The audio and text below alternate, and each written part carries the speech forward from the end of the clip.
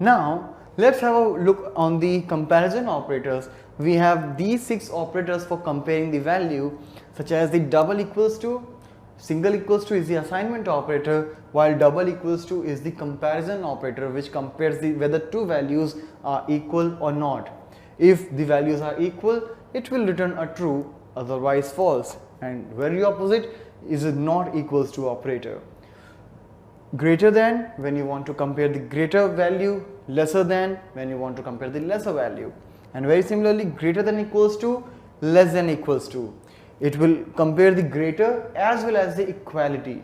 So all these operators will compare two values and will always return a boolean, either true or false, on the basis of the comparison made. So let's see practically how can we start implementation of these operators. Now for implementing the comparison operator, what I have done, I have simply taken a variable and using the assignment operator I have assigned a value called 100.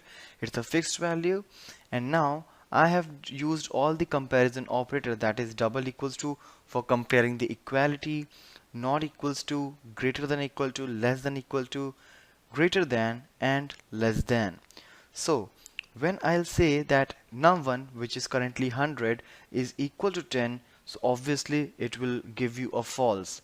Though JavaScript is not a type safe language, but whenever you will compare a condition, it will return a boolean data, either true or false, and in this particular case it will give you a false. But in the next statement, when you will say that num1, which is 100, is not equal to 10, so obviously 100 is not equal to 10. In this particular case it will give you a true. As we know 100 is greater than 10, so when you will say num1 is greater than or equals to, so in this particular case if the value of num1 is either equals to or greater than 10, so the result will be true. Since it is greater, it is going to return you a true. But since 100 is not less than 10, so it will give you a false. Similarly, the same will happen in these cases, like 100 is greater than 10, so a true, and 100 is not lesser than 10, so it is a false. Basically the difference between the greater than and greater than equals to is like it will give you a false even though the num1 and 10 both are having the same value. That is, if I'll make it to 10 and 10 is greater than 10, will give you a false.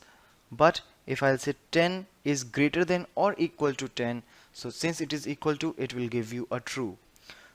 Let's check out the output now, since we should get the false true true, false true false. So let's refresh this, and false true true, false true false, the same output which we predicted is here.